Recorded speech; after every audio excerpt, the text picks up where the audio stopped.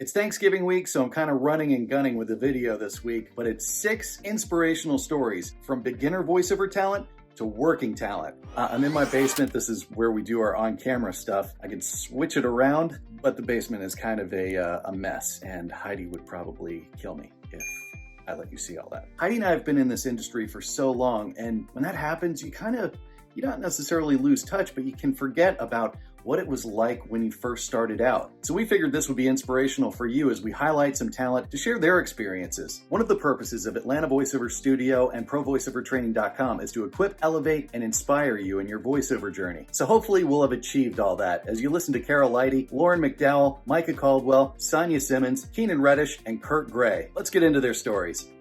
I think actually setting up my booth, I bought like all the equipment and I was like, everything's great, ready to go. And then it's kind of oh wait, do I really know what I'm doing? I don't really know how to set this up. Like, what do I do for sound treatment? And I knew like the basics and kind of put it off for a while in terms of setting up my booth. I did my demo back in March of 2023, and I didn't really set up my booth until like August.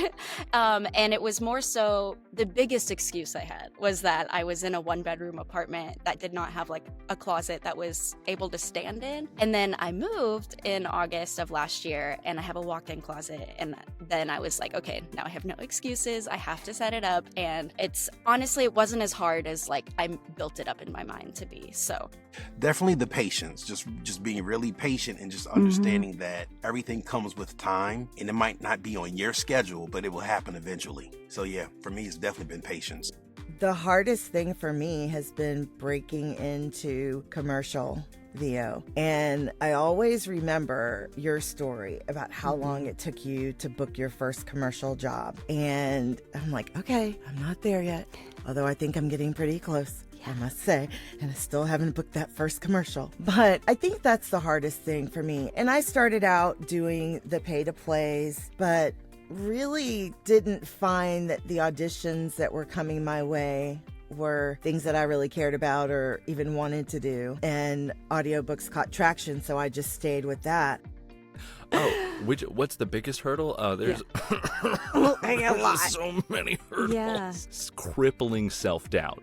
Because it doesn't matter how good you are, it doesn't matter who you are. Everyone from all of the professionals, David Attenborough to Matt Mercer to Kurt Gray, struggles with self-doubt in this thing. It doesn't matter how good you are. And it's just part of the artistic process. Yeah. So those are like the two biggest things I think is just getting solid remote work, especially anything consistent, which is really hard. It's hard enough when you're in person. And then, the self-doubt, the questioning yourself, is this good enough? Does this sound good enough? Oh, if I tweak it, is it a little better? And it's like, no. And then you go back and it's not the same. And now I got to re-record it. And so I think the biggest hurdle that I had to overcome was efficiency in my audition turnaround times. And in order to become more efficient, I had to let go of perfectionism, which was a process, let me tell you. But letting go of perfectionism, and in doing that, I learned that you can actually have a better product if you're performing from a place where you're relaxed and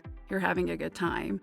For me personally, I think a lot of people say this is finding agents and finding work, but the bigger part of that is having patience to be me. And that's what they want in this industry. Like, sure, like back in the day, they wanted a certain type of voice. Well, now they want to hear you as a person. And yeah, maybe some jobs aren't, fit for you, or you're not fit for, I think that's the main thing is we tend to hold ourselves back from opportunities or things because, again, that doubt and that self-doubt and that, belief that we can't do it or, we're not going to be successful. But at the end of the day, just be yourself. Now, that isn't the whole of the podcast. That's just a teaser to episode 77. So wherever you like to listen to podcasts, head over there, listen to the Atlanta Voiceover Studio and ProVoiceOverTraining.com podcast. Episode 77, these talent talk about their biggest hurdles as they were just starting out and into their journey. Other lessons learned that have had the biggest impact on their career. Advice and encouragement for wherever you are in the journey, and a whole lot more. Thanks for watching, and I hope at least this little bit was an encouragement to you today. Cheers to you and your voiceover journey.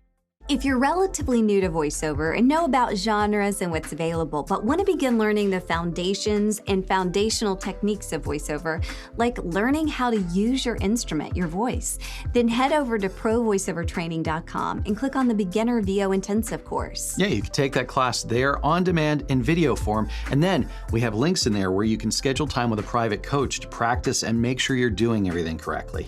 Or if in-person or live via Zoom is more your speed, where you can ask questions, head to atlantavoiceoverstudio.com and look for the Beginner VO Intensive under classes in the menu bar. These tend to sell out really fast because it's such an awesome class, and we cover so much in 3 months. So look at the website and see which night works for you. Thanks so much for watching, and keep checking back for more videos to help you in your voiceover journey.